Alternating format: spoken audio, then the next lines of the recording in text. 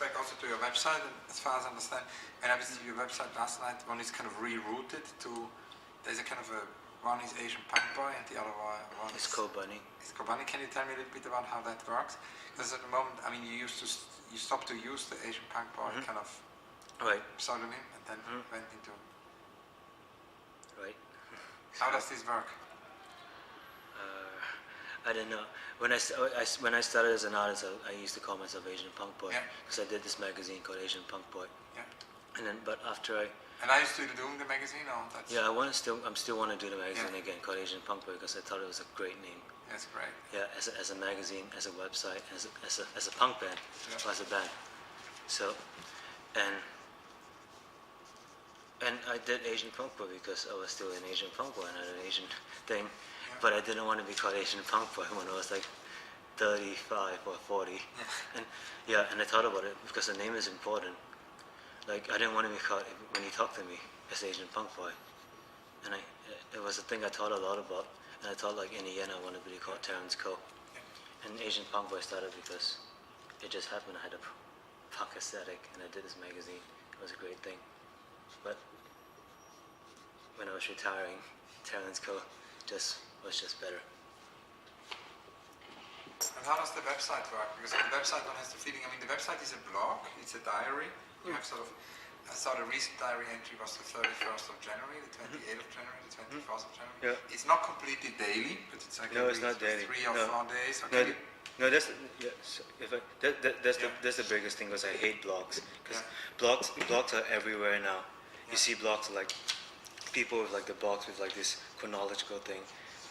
Today I went to a dinner and had a conversation with this guy and stuff.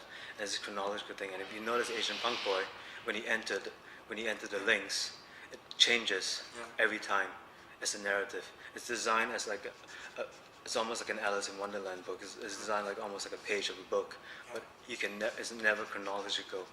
Every time you click on it and you switch, it reconfigures itself. And then you don't find things anymore. And you don't find things, and you get lost in it.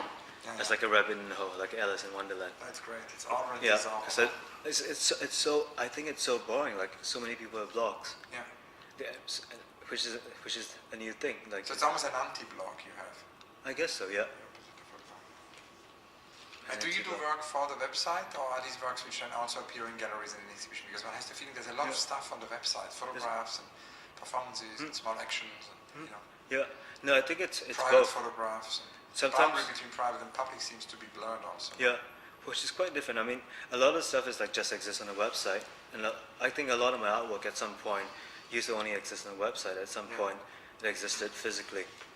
Because when it comes to the truth of it, the website you can't feed yourself. And the artwork is like you do pieces that pay for the website, but I can't live without doing my website because it's so free. Because it's like this amazing high. You just within 3 seconds you put something on a website, and thousands of people see it. And in the art world, you do something in an exhibition, which is just as much as it is, but it's just a different thing.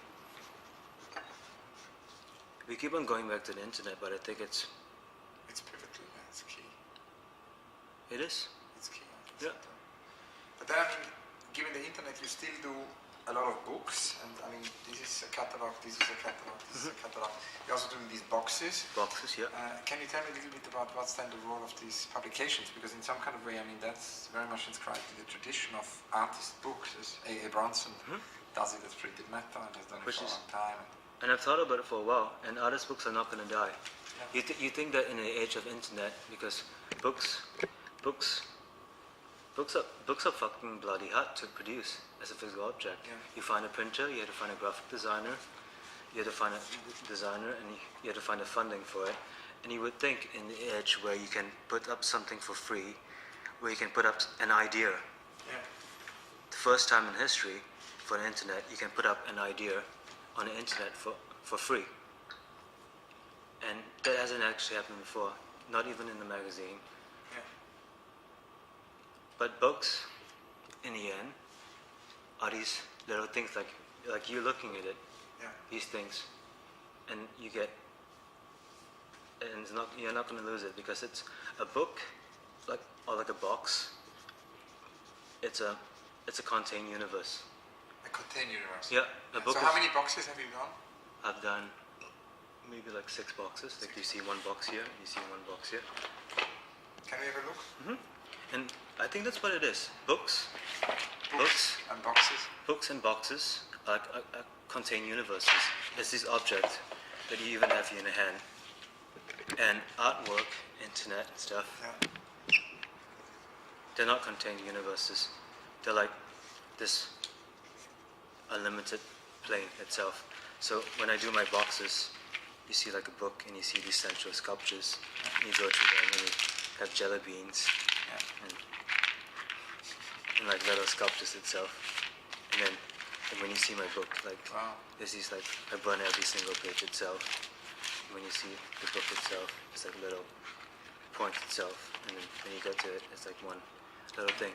And like, let's never lose track ever of that fact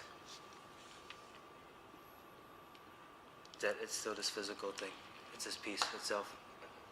What is it called? Such things? I do make myself more attractive to you. Yeah. And Hans, like, no, actually no, I have never thought about it, but it's so interesting.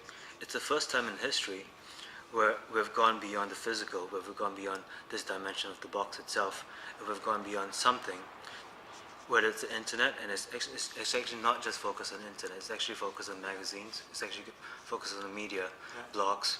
The first time in history where it's like, it's not centered on